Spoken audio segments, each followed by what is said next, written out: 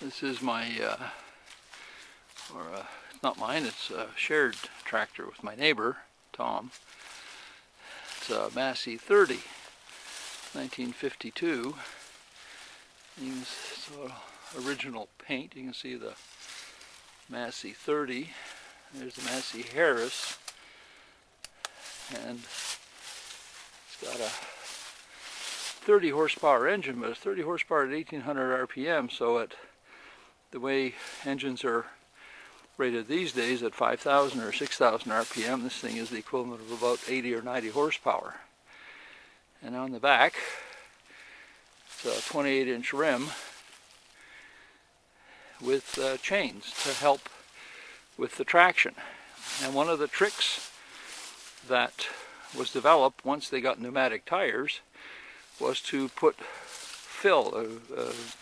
they would fill the tires with a fluid, and the advantage of that is that it provides weight on the wheel without loading the axle, which was a good trick. So the wheel is nice and heavy, and the fluid usually comes up to about here, about 2/3 or 3/4 of the way up. So there's still a fair amount of air in that tire. Now there's a downside to this, and that is that the fluid that's used has to be like antifreeze. It can't freeze in the wintertime. And the fluid that was used in this tractor was calcium chloride.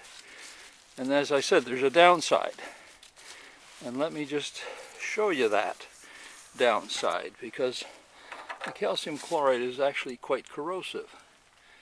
And you can see that what's happened is that the wheel rim has corroded to the point where it's just broke right off. So that's what happens when there's a leak around the valve and it dribbles onto the rim year after year. I didn't know that at the time I bought this tractor, which is about 10 years ago. But you can see that it's a real disaster here.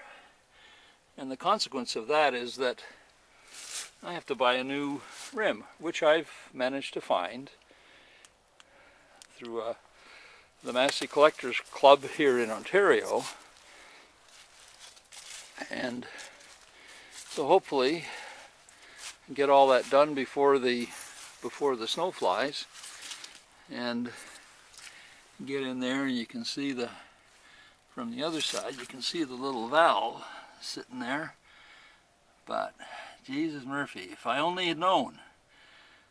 I'm not quite sure what I would have done if I'd known that the valve was leaking, but other than try and stop the leak, but if it dribbled all those years.